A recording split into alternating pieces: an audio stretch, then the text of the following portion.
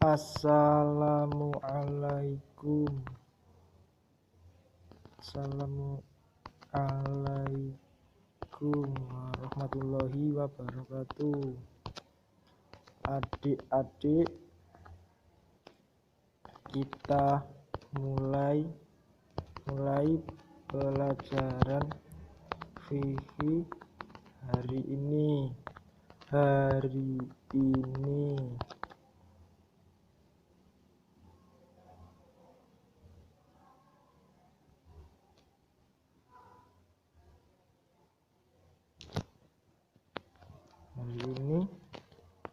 Sebelum kita mulai,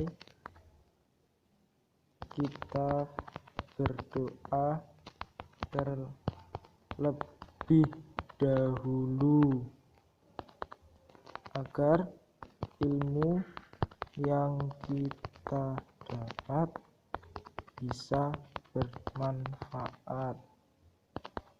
Amin.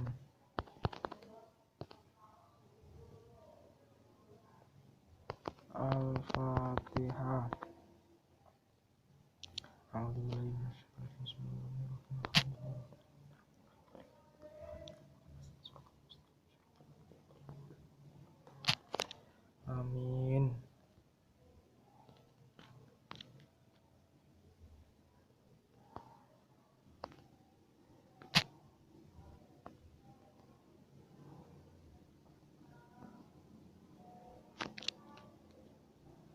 Di sini saya akan mengajar fikih kelas 7B. Jadi kelas 7B ini anak-anaknya itu cowok semua.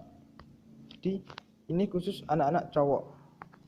Di sini saya akan mengajar untuk melanjutkan pertemuan kemarin tentang sholat jamaah qashar. Nah, di sini saya akan membahas tentang sholat dalam keadaan darurat. Nah, kita akan membahas sholat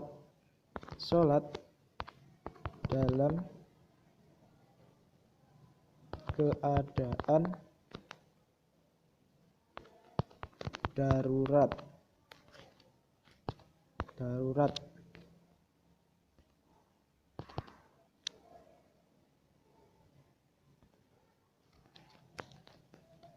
Saya akan mengirim video tentang sholat dalam keadaan darurat.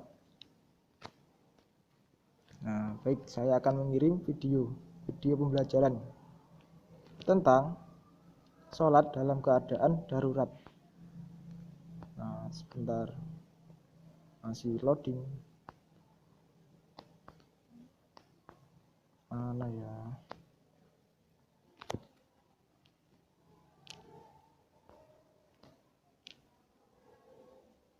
Nah, ini ada video.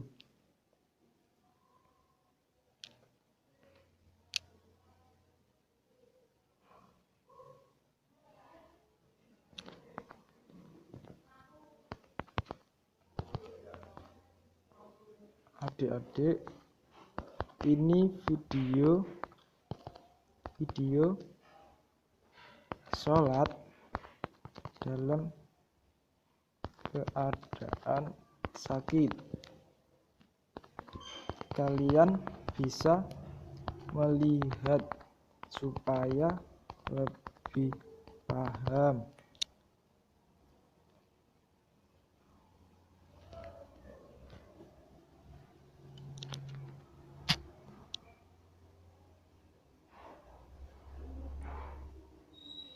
Nah, sudah terkirim.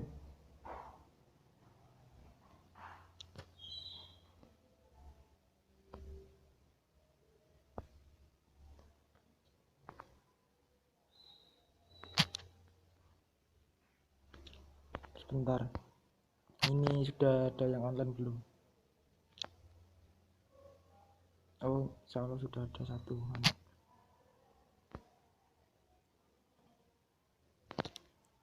Baik, saya akan menontonkan videonya. Nah, salat bagi orang sakit. Nah, ini dari Imran bin Husain radhiyallahu anhu, Telah berkata seseorang bahwa dia menderita penyakit wasir. Maka aku bertanya pada Rasulullah Shallallahu Alaihi Wasallam tentang solatnya. Maka Rasulullah Shallallahu Alaihi Wasallam berkata, solatlah dalam keadaan berdiri, dan jika kamu tidak mampu, hendaklah kamu solat dalam keadaan duduk. Jika kamu tidak mampu, maka hendaklah kamu berbaring. Hadis riwayat Al-Bukhari. Nah, ini Salat dengan cara duduk di kursi. Menghadap kiblat, duduk di kursi. Tundukkan kepala untuk ruku. Ini contoh pembelajaran. Kemudian, tundukkan kepala lebih rendah dan letakkan tangan di atas lutut untuk sujud.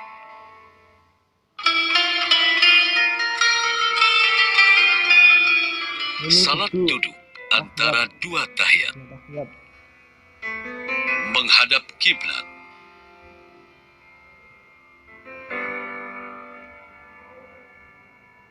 Membungkuk sedikit dengan kedua belah tangan diletakkan di atas paha untuk ruku. Dan sujud dilakukan seperti biasa.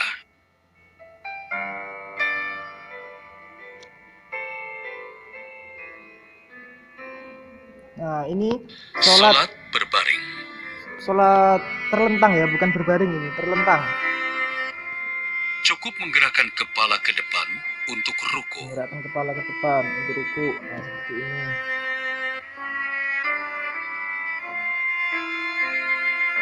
Kepala digerakkan lebih ke depan untuk sujud. Jadi beda antara ruku dengan sujud. Nah, lebih ke dalam. Nah, seperti ini. Nah, ini untuk sholat dengan isyarat. Salat menggunakan isyarat mata dan hati. Bisa dengan mata, kalau nggak bisa dengan mata. Salat dengan menggunakan isyarat mata dan hati diperbolehkan bagi orang yang benar-benar tidak berdaya dan tidak bisa bergerak sama sekali. Ini dalam salat dalam hati. Jadi membayangkan sholat dengan niat juga dan doa. Nah, mungkin itu saja videonya. Catatan adik-adik dalam video yang sholat berbaring itu bukan berbaring, tetapi posisi terlentang.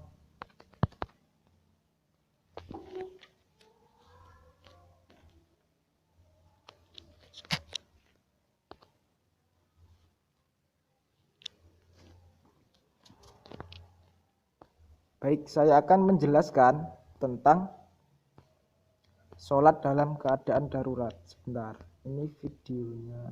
Ini. Sebentar, masih lama loading. Nah, ini.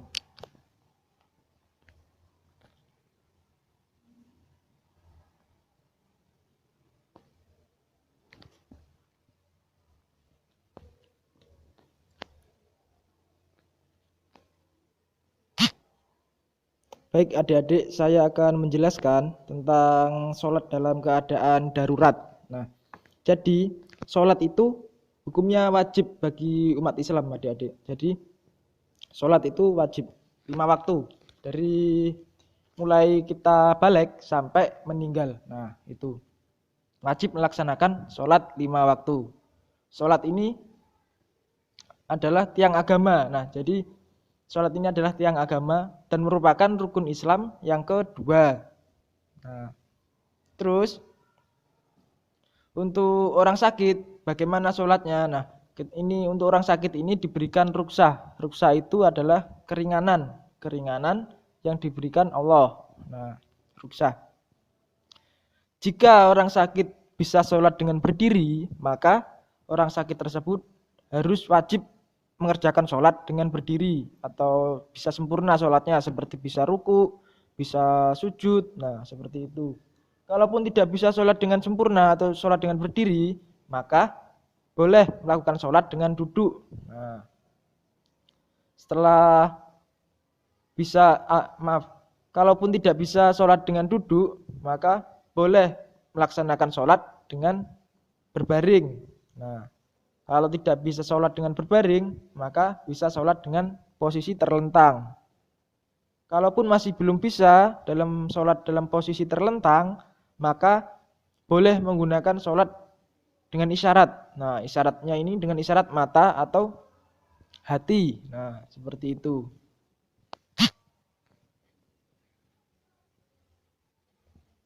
Kemudian saya akan mengirim gambar lagi.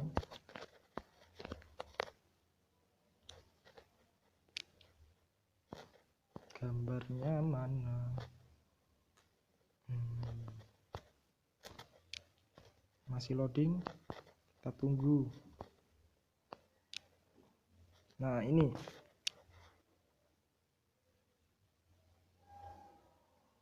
Nah, ini contoh sholat dengan duduk. Nah, dengan duduk.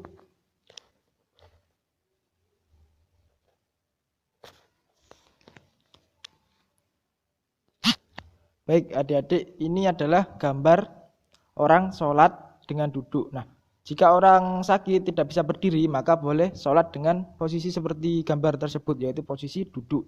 Nah, duduk ini yang baik itu duduk tasyahud awal atau duduk iftirosi. Nah, duduk tasyahud awal. Untuk gambar itu yang nomor pertama itu posisi menghadap kiblat. Nah, menghadap kiblat, kemudian takbir. Gambar kedua itu takbir. Gambar ketiga itu membaca surat Al-Fatihah dan surat pendek. Nah, setelah itu gambar keempat. Gambar keempat ini posisi ruku. Jadi posisi ruku ini kepala dan lutut itu sejajar. Jadi agak membungkuk sedikit. Nah, agak membungkuk sedikit. Itu rukuknya. Kemudian gambar kelima yaitu i'tidal. I'tidal ini yaitu posisinya sama seperti takbir tetapi tangannya di samping. Nah, terus gambar yang keenam sujud. Nah, sujud ini kalau bisa ya sujud sempurna seperti sujudnya orang sholat berdiri. Nah, jadi kepalanya ini menyentuh tanah atau lantai. Kalaupun tidak bisa ya sujudnya itu harus beda dengan ruku. Jadi sujudnya ini lebih rendah ke tanah. Jadi lebih membungkuknya ini lebih dalam. Nah, seperti itu. Terus posisi nomor 7 yaitu tasyahud awal. Duduk tasyahud.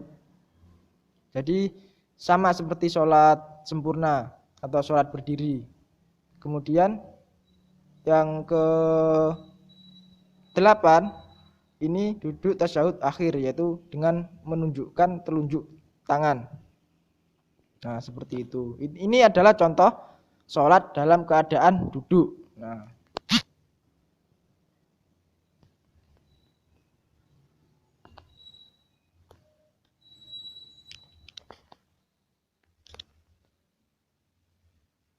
sebentar, ini saya akan menjelaskan tentang sholat lagi, sholat dalam keadaan berbaring. Nah, sholat dalam keadaan berbaring.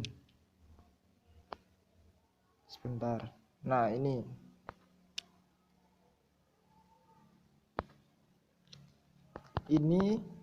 contoh sholat dalam posisi berbaring.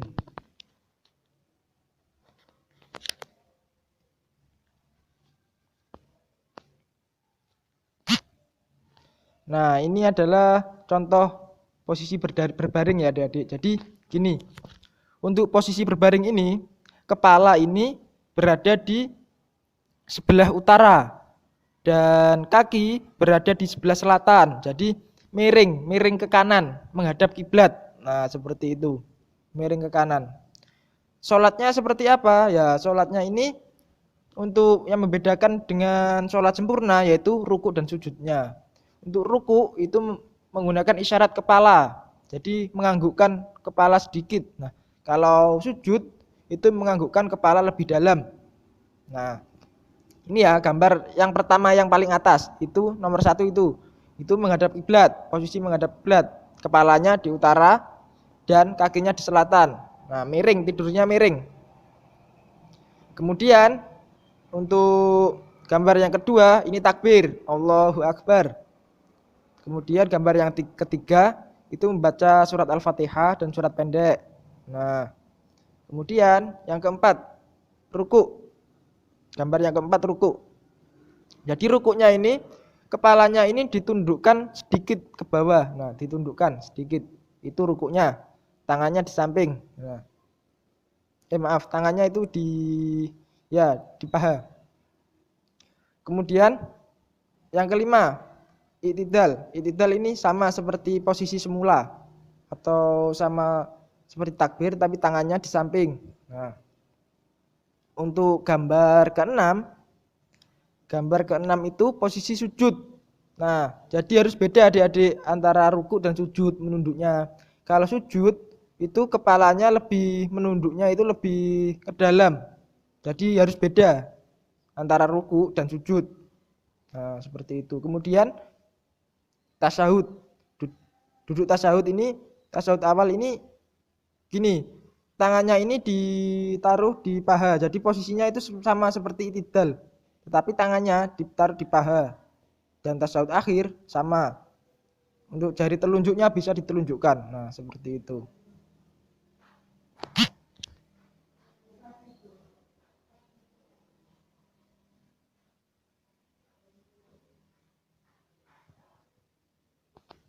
Kemudian lanjut lagi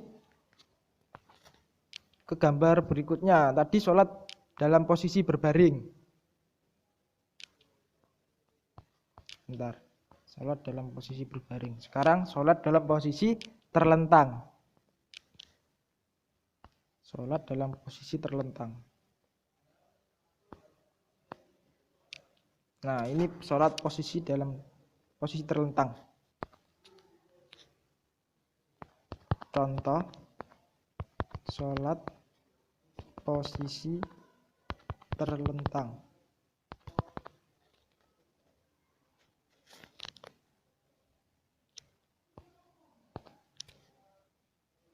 Ada satunya lagi gambarnya, sebentar.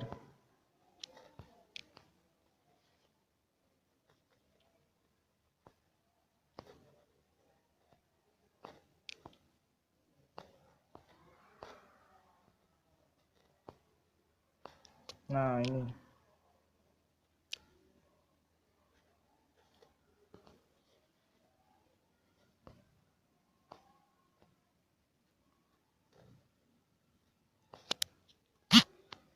Dan gambar yang ketiga ini yaitu posisi terlentang, adik-adik. Jadi terlentang. Jadi beda dengan berbaring. Kalau berbaring kan itu sholatnya itu miring ke kanan menghadap ke kiblat. Nah, posisinya ini berbeda dengan sholat terlentang. Nah, kalau sholat terlentang ini posisi kepalanya di sebelah timur dan posisi kaki di sebelah barat. Nah, terus itu untuk bantalnya ini agak tinggi ya adik-adik. Untuk apa? Untuk kepalanya ini bisa menghadap ke kiblat. Jadi dilihat gambarnya itu. Kan posisi bantalnya agak tinggi. Nah, agar kepalanya bisa menghadap ke kiblat. Kepalanya ini ada di timur dan kakinya ada di barat. Nah, seperti itu. Ini sholat dalam keadaan terlentang. Kemudian gambar pertama itu yaitu takbir, Allahu Akbar. Kemudian gambar yang kedua itu membaca surat Al-Fatihah dan surat pendek. Kemudian ruku, gambar yang keempat ruku. Ruku ini kepalanya agak ditundukkan ke bawah. Nah, jadi isyaratnya ini juga menggunakan kepala adik-adik. Kalau sholat dalam keadaan berbaring.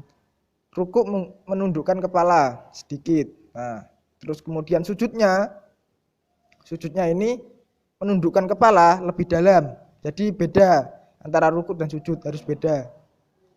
Kemudian setelah itu untuk tasyahudnya, tasyahud awal sama, tangannya di atas paha, posisinya sama.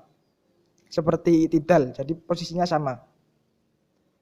Cuma bedanya tangannya di atas paha. Dan untuk tasyahud akhir yaitu tangannya dari jari telunjuknya ini ditelunjukkan. Nah, untuk salamnya ya sama. Kita menoleh ke kanan, kemudian menoleh ke kiri. Nah, seperti itu. Ini adalah contoh sholat dalam keadaan terlentang.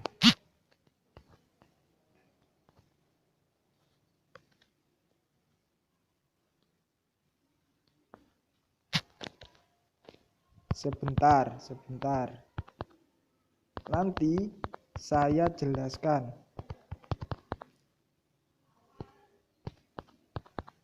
Sampean amati gambarnya saja dengan mendengarkan suara saya. Nanti saat wudhunya saya jelaskan.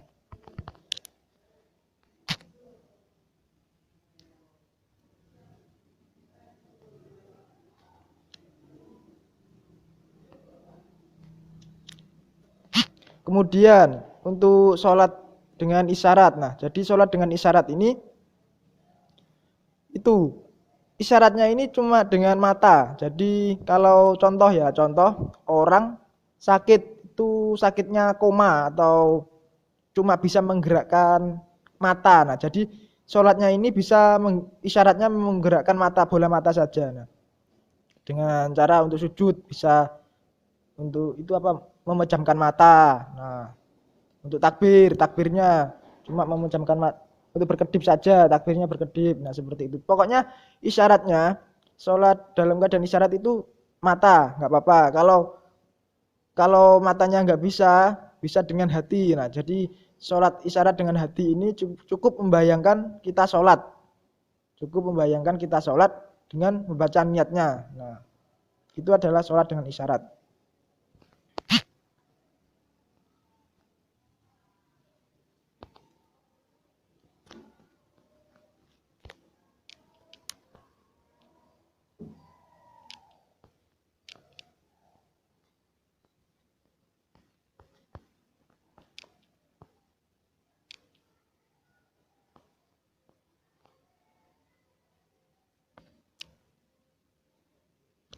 Jangan ini dulu. Saya akan menjelaskan tentang sholat dalam kendaraan.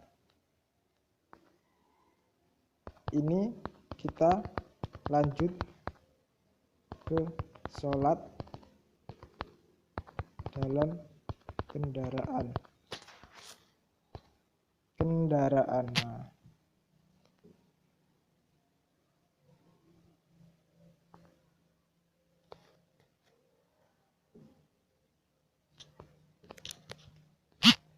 Nah, ini adalah yang selanjutnya, sholat dalam kendaraan. Nah, jika dalam kendaraan ini memungkinkan sholat sempurna, seperti bisa berdiri, bisa ruku, bisa sujud, nah itu wajib kita melaksanakan sholat dengan sempurna.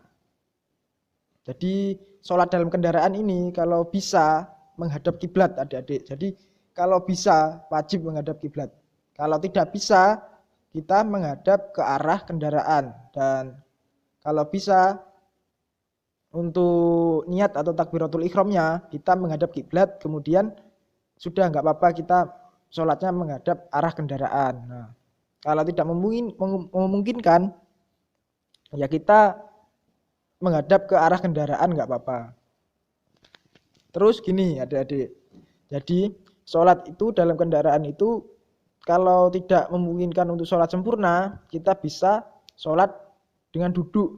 Nah, dengan duduk caranya sama seperti tadi, yaitu duduk di atas kursi nggak apa-apa. Nah, kalau di kapal kan bisa sholat sempurna, yaitu dengan bisa sujud, bisa ruku. Nah, seperti itu.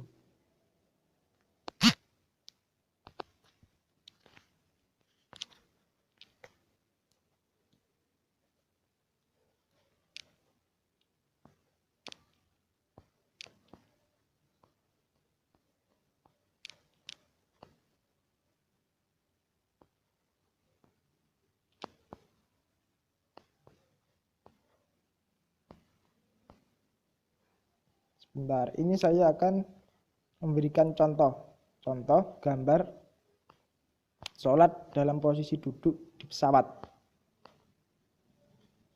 Nah, ini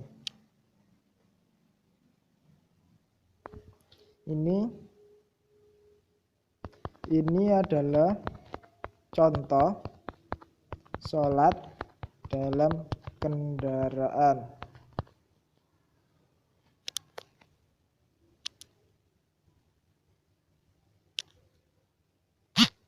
Nah, dalam kendaraan ini ada contoh sholat dalam posisi duduk di atas kursi. Nah, untuk posisi pertama ini itu kalau bisa menghadap kiblat, kemudian mengangkat tangan dengan membaca niat dan takbir, kemudian membaca doa Al-Fatihah, kemudian surat pendek. Nah, setelah Al-Fatihah kita ruku. Rukunya ini di gambar 4 itu, gambar 4 ruku. Rukuknya ini cukup membungkukkan sedikit badan kita. Nah, kemudian itidal itu gambar kelima. Kemudian gambar keenam sujud. Sujudnya ini itu lebih rendah daripada ruku, jadi beda. Harus lebih rendah. Nah, kalau rukuknya ini kalau bisa kepalanya ini sejajar dengan lutut. Nah, kalau sujud kepalanya ini harus melebihi lutut, jadi agak rendah. Nah, seperti itu. Kemudian posisi ketujuh yaitu posisi duduk. Nah, itu bisa posisi duduk tasyahud awal dan tasyahud akhir, ataupun duduk di antara dua sujud. Nah, itu nggak apa-apa, seperti itu duduknya. Dan itu bisa, kalau duduk tasyahud akhir bisa menunjukkan jari telunjuknya. Kemudian salamnya kita menoleh ke kanan dan menoleh ke kiri. Nah, untuk gambar 8 sama seperti gambar sujud. Gambar sujud itu gambar seperti gambar nomor 6. Nah, cuma itu diulang-ulang. Nah, mungkin itu saja yang bisa saya sampaikan dari sholat ini. Kemudian untuk tayamumnya, untuk bersucinya sebentar.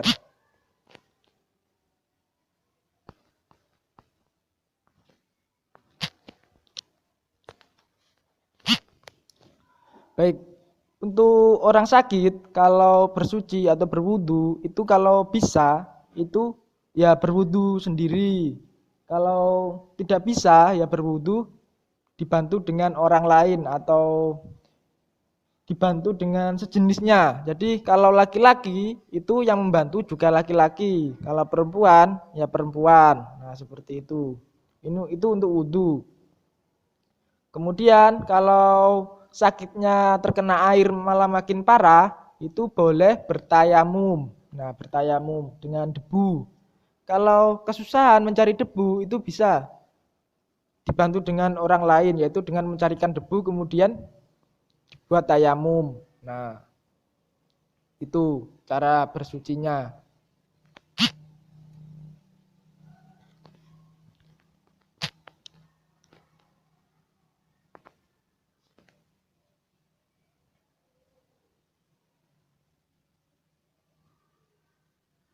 Mungkin dari penjelasan saya ada yang ditanyakan lagi?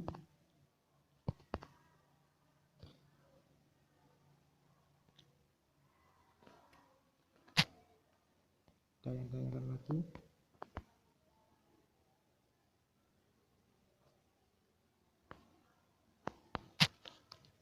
Ini Dek.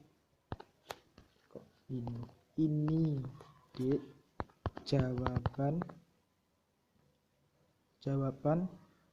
untuk berwudu orang sakit. Nah,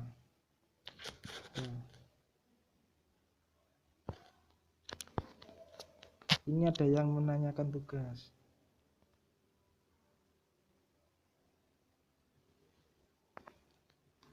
Sebentar, Dek. Tugasnya nanti saya kirim ke grup. Sampean amati dulu gambar dan video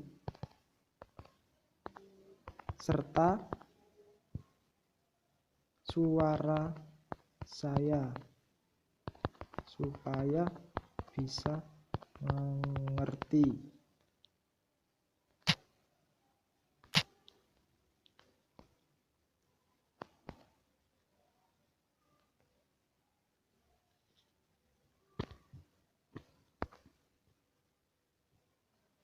Materi ini sangat penting adik-adik,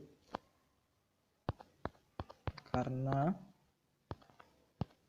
kita umat muslim wajib sholat 5 waktu dari mulai balik sampai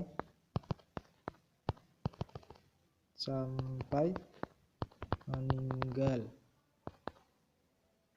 Orang sakit pun wajib untuk sholat, tetapi sholatnya diberikan rukhsah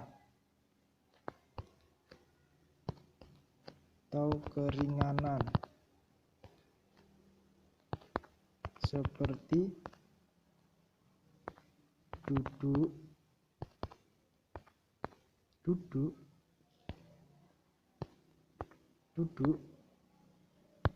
berbaring,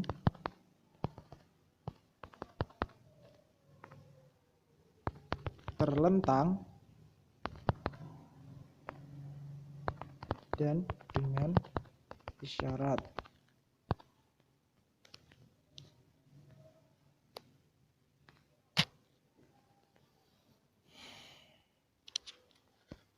Nah, ini materinya sudah saya kirim semua. Untuk PPT-nya sebentar. PPT.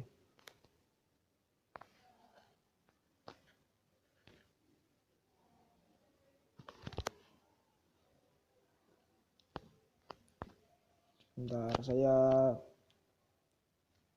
saya simpan di folder Canva. Nah, ini PPL, nah PPT bagi.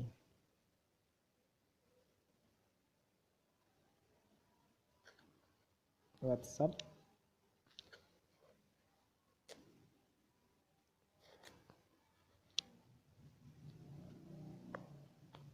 Kirim ke Vicky kelas 7B, kirim.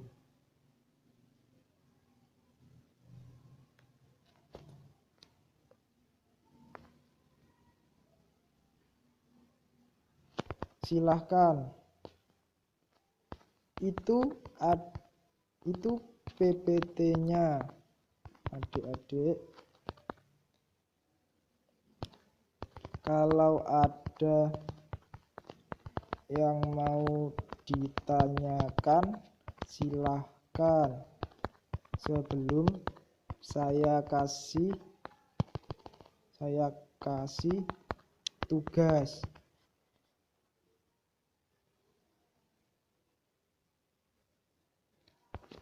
Dan nanti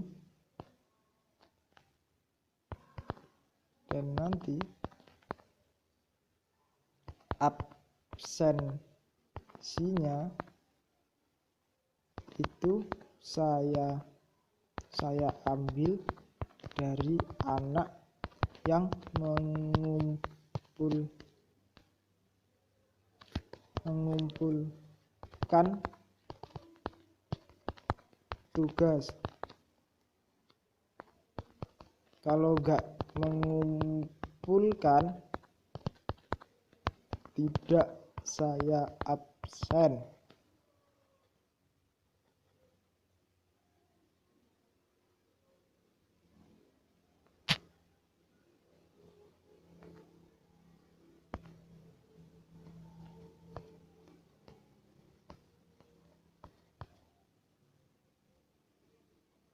Kita tunggu, mungkin nanti ada yang bertanya. Nah, ini ada yang mau bertanya mungkin. Ada yang mau mengetik.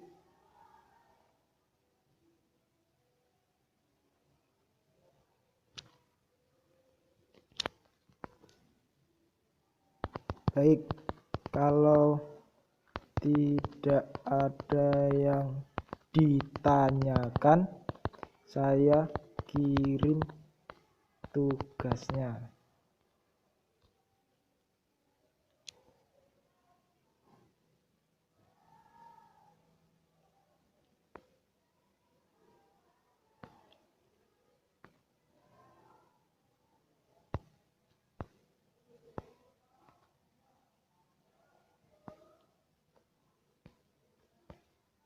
Mana ini tugasnya? Sebentar. Tugasnya. Nah, ini.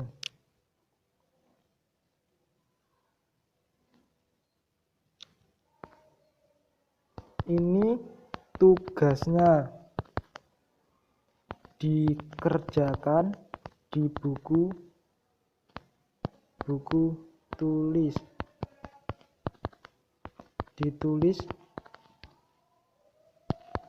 Tulis jawabannya saja, nanti dikumpulkan. Saya tunggu sampai maghrib.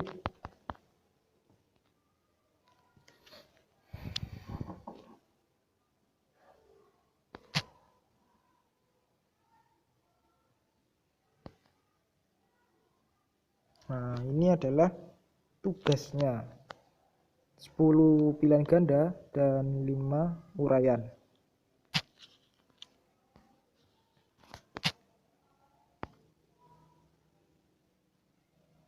Untuk yang masih bingung, bisa WA saya.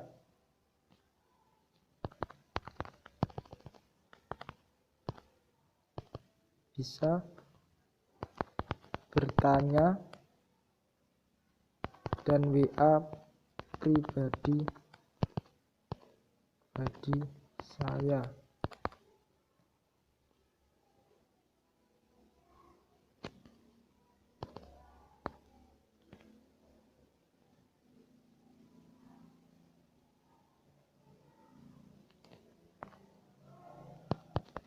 Mungkin itu saja yang bisa saya sampaikan. Saya akhiri. Wassalamualaikum warahmatullahi wabarakatuh.